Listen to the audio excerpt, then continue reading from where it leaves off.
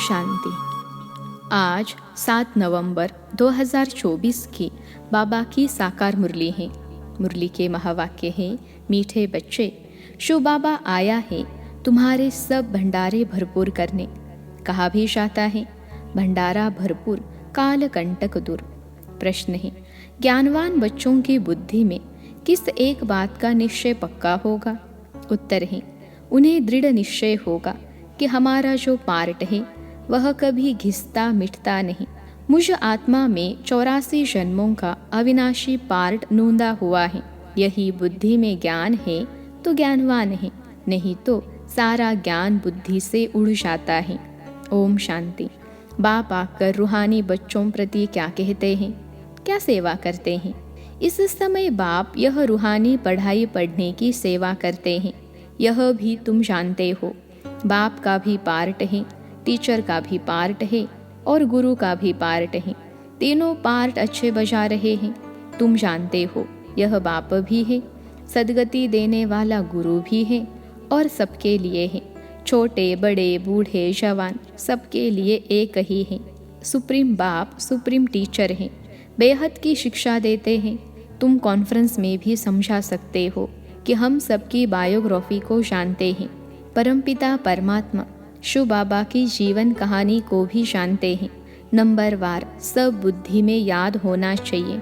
सारा विराट रूप जरूर बुद्धि में रहता होगा। हम अभी ब्राह्मण बने हैं, फिर हम देवता बनेंगे, फिर क्षत्रिय वैश्य शूद्र बनेंगे। यह तो बच्चों को याद है ना। सिवाय तुम बच्चों के और किसको यह बातें याद नहीं होंगी। उत्थान और पतन का सारा राज बुद्धि में रहे। हम उत्थान में थे, फिर पतन में आए, अब बीच में हैं। शूद्र भी नहीं है, पूरे ब्राह्मण भी नहीं बने हैं। अगर अभी पक्के ब्राह्मण हो तो फिर शूद्रपने की एक्ट न हो। ब्राह्मणों में भी फिर शूद्रपना आ जाता है। यह भी तुम जानते हो। कब से पाप शुरू किए हैं? जब से काम चिता पर चढ़े हो तो तुम्हारी बुद्धि में सारा चक्र है। ऊपर में है परमपिता परमात्मा बाप, फिर तुम हो आत्माएं। यह बातें तुम बच्चों की बुद्धि में जरूर याद रहनी चाहिए। अभी हम ब्राह्मण हैं, देवता बन रहे हैं, फिर वैश्य शूद्र डिनास्टी में आएंगे। बाप आकर के हमको शूद्र से ब्राह्मण बनाते हैं, फिर हम ब्राह्मण से देवता बनेंगे। ब्राह्मण बन कर्मातीत अवस्था को प्राप्त कर फिर वापस जाएंगे। तुम बाप को भी जानते हो, बाजोली व 84 के चक्र को भी तुम जानते हो। बाजोली से तुमको बहुत इजी कर समझाते हैं, तुमको बहुत हल्का बनाते हैं ताकि अपने को बिंदी समझ और झट भागेंगे। स्टूडेंट क्लास में बैठे रहते हैं तो बुद्धि में स्टडी ही याद रहती है। तुमको भी यह पढ़ाई याद रहनी चाहिए। अभी हम संगम युग पर हैं, फिर ऐसे चक्र लगाएंगे। यह चक्र सदैव बुद्धि में फिरता रहना चाहिए। यह चक्र आदि का नॉलेज तुम ब्राह्मणों के पास ही है, न कि शूद्रों के पास। देवताओं के पास भी यह ज्ञान नहीं है। अभी तुम समझते हो भक्ति मार्ग में जो चित्र बने हैं सब डिफेक्टेड हैं। तुम्हारे पास है एक्यूरेट, क्योंकि तुम एक्यूरेट बनते हो। अभी तुमको ज्ञान मिला है, तब समझते हो भक्ति किसको कहा जाता है, ज्ञान किसको कहा जाता है। ज्ञान देने वाला बाप ज्ञान का सागर अभी मिला है। स्कूल में पढ़ते हैं, एम ऑब्जेक्ट का मालूम तो पड़ता है ना। भक्ति मार्ग में तो एम ऑब्जेक्ट होती नहीं। यह थोड़े ही तुमको मालूम था कि हम ऊंच देवी देवता थे, फिर नीचे गिरे हैं। अब जब ब्राह्मण बने हो तब पता पड़ा है ब्रह्मा कुमार कुमारिया जरूर आगे भी बने थे। प्रजापिता ब्रह्मा का नाम तो बाला है, प्रजापिता तो मनुष्य है ना। उनके इतने ढेर बच्चे हैं, जरूर एडॉप्टेड होने चाहिए। कितने एडॉप्टेड हैं? आत्मा के रूप में तो सब भाई भाई हो। अभी तुम्हारी बुद्धि कितनी दूर जाती है तुम जानते हो। जैसे ऊपर में स्टार्स खड़े हैं, दूर से कितने छोटे दिखाई पड़ते हैं। तुम भी बहुत छोटी सी आत्मा हो। आत्मा कभी छोटी बड़ी नहीं होती है। हाँ, तुम्हारा मर्तबा बहुत ऊंच है। उनको भी सूर्य देवता चंद्रमा देवता कहते हैं। सूर्य बाप चंद्रमा माँ कहेंगे। बाकी आत्माएं सब है नक्षत्र सितारे, तो आत्माएं सब एक जैसी छोटी हैं, यहाँ आकर पाठधारी बनती हैं। देवताएं तो तुम ही बनते हो, हम बहुत पावरफुल बन रहे हैं। बाप को याद करने से हम सतो प्रधान देवता बन जाएंगे। नंबरवार थोड़ा थोड़ा फर्क तो रहता है। कोई आत्मा पवित्र बन सतो प्रधान देवता बन जाती हैं, कोई आत्मा पूरा पवित्र नहीं बनती है, ज्ञान को जरा भी नहीं जानती है। बाप ने समझाया है, बाप का परिचय तो ज़रूर सबको मिलना चाहिए। पिछाड़ी में बाप को तो जानेंगे ना। विनाश के समय सभी को पता पड़ता है बाप आया हुआ है। अभी भी कोई कोई कहते हैं भगवान ज़रूर कहाँ आया हुआ है, परंतु पता नहीं पड़ता। समझते कोई भी रूप में आ जाएगा। मनुष्य मत तो बहुत है ना, तुम्हारी है एक ही ईश्वरीय मत। तुम ईश्वरीय मत से क्या बनते हो? एक है मनुष्य मत, दूसरी है ईश्वरीय मत, और तीसरी है देवता मत। देवताओं को भी मत किसने दी? बाप ने। बाप की श्रीमत है ही श्रेष्ठ बनाने वाली। श्री श्री बाप को ही कहेंगे, न कि मनुष्य को। श्री श्री ही आकर श्री बनाते हैं। देवताओं को श्रेष्ठ बनाने वाला बाप ही है, उनको ही श्री श्री कहेंगे। बाप कहते हैं, मैं तुमको ऐसा लायक बनाता हूँ। उन लोगों ने फिर अपने पर ही श्री श्री का टाइटल रख दिया है। कॉन्फ्रेंस में भी तुम समझा सकते हो, तुम ही समझाने के लिए निमित्त बने हुए हो।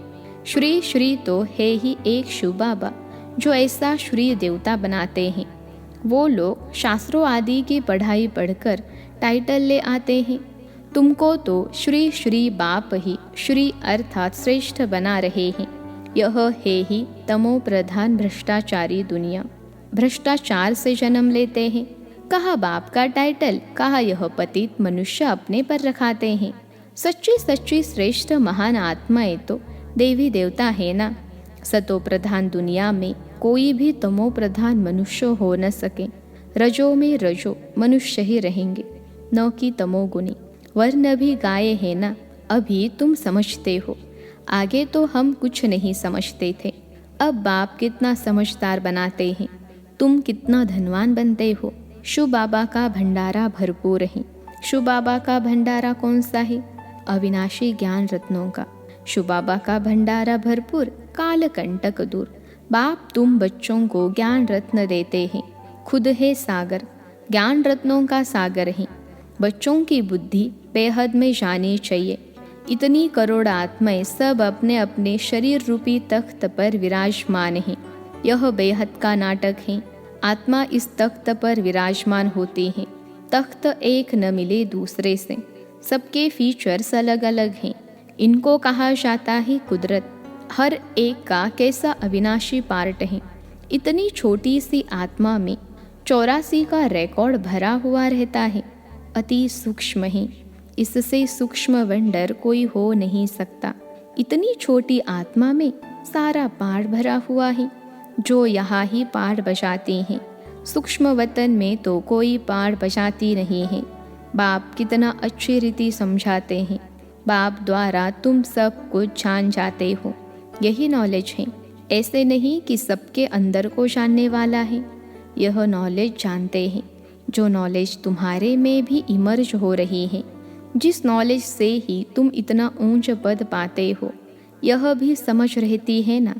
बाप है बीजरूप, उनमें झाड़ के आदि मध्य अंत की नॉलेज है।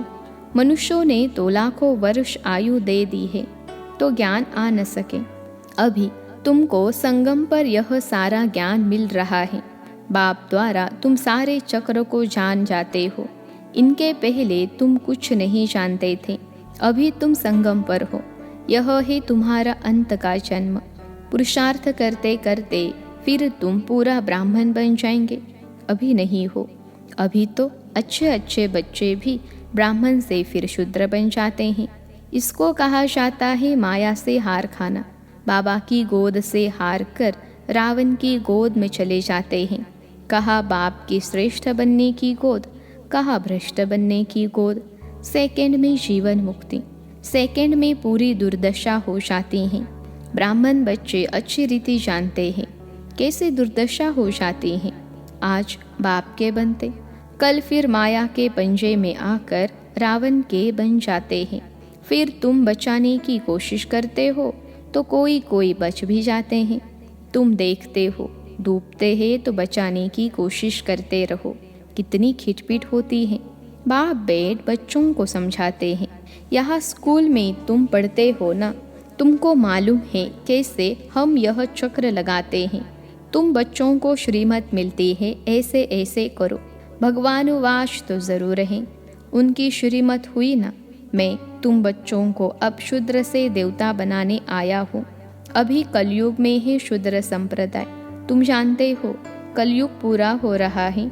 तुम संगम पर बैठे हो। यह बाप द्वारा तुमको नॉलेज मिली है। शास्त्र जो भी बनाए हैं उन सब में है मनुष्य मत। ईश्वर तो शास्त्र बनाते नहीं। एक गीता के ऊपर ही कितने नाम रख दिए हैं। गांधी गीता, टैगोर गीता आदि आदि ढेर नाम है। गीता को मनुष्य इतना क्यों पढ़ते हैं? समझते तो कुछ भी नहीं। अध्याय वही उठाकर अर्थ अपना अपना करते रहते हैं। वह तो सब मनुष्यों के बनाए हुए हो गए ना। तुम कह सकते हो मनुष्य मत की बनाई हुई गीता पढ़ने से आज यह हाल हुआ है। गीता ही पहला नंबर का शास्त्र है ना। वह है देवी देवता धर्म का शास्त्र। यह तुम्हारा ब्राह्मण कुल है, यह भी ब्राह्मण धर्म है ना। कितने धर्म हैं, जिसने जो धर्म रचा है उनका वह नाम चलता है। जैन लोग महावीर कहते हैं। तुम बच्चे सब महावीर महावीरनिया हो। तुम्हारा मंदिर में यादगार है। राजयोग है ना, नीचे योग तपस्या में बैठे हैं, ऊपर में राजाई का चित्र है। राजयोग का एक्यूरेट मंदिर है। फिर कोई ने क्या नाम रख दिया है, कोई ने क्या। यादगार है, बिल्कुल एक्यूरेट। बुद्धि से काम ले ठीक बनाया है। फिर जिसने जो नाम कहा वह रख दिया है। यह मॉडल रूप में बनाया है। स्वर्ग और राजयोग संगम युग का बनाया हुआ है। तुम आदि मध्य अंत को जानते हो। आदि को भी तुमने देखा है। आदि संगम युग को कहो या सतयुग को कहो।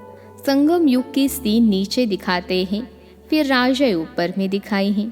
तो सतयुग है आदि, फिर मध्य में है द्वापर, अंत को तुम देखते ही हो। यह सब खत्म हो जाना है। पूरा यादगार बना हुआ है। देवी देवता ही फिर वाम मार्ग में जाते हैं। द्वापर से वाम मार्ग शुरू होता है। यादगार पूरा एक्यूरेट है। यादगार में बहुत मंदिर बनाए हैं। यहाँ ही सब निशानियाँ हैं। मंदिर भी यहाँ ही बनते हैं। देवी देवता भारतवासी ही राज्य करके गए हैं ना। फिर बाद में कितने मंदिर बनाते हैं। सिख लोग बहुत होंगे तो वह अपना मंदिर बना देंगे। मिलिट्री वाले भी अपना मंदिर बना देते हैं। भारतवासी अपने कृष्ण का व लक्ष्मी नारायण का मंदिर बनाएंगे। हनुमान गणेश का बनाएंगे।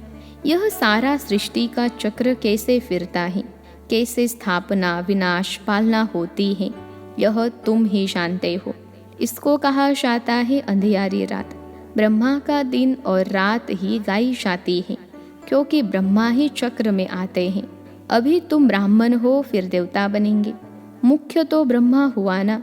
ब्रह्मा को रखे या विष्णु को रखे, ब्रह्मा है रात का और विष्णु है दिन का। वही रात से फिर दिन में आते हैं, दिन से फिर 84 जन्मों के बाद रात में आते हैं। कितना सहज समझानी है, यह भी पूरा याद नहीं कर सकते। पूरी रीति नहीं पढ़ते हैं तो नंबरवार पुरुषार्थ अनुसार पद पाते हैं। जितना याद करेंगे सतो प्रधान बनेंगे। सतो प्रधान सो भारत तमो प्रधान। बच्चों में कितना ज्ञान है, यह नॉलेज सिमरन करनी है।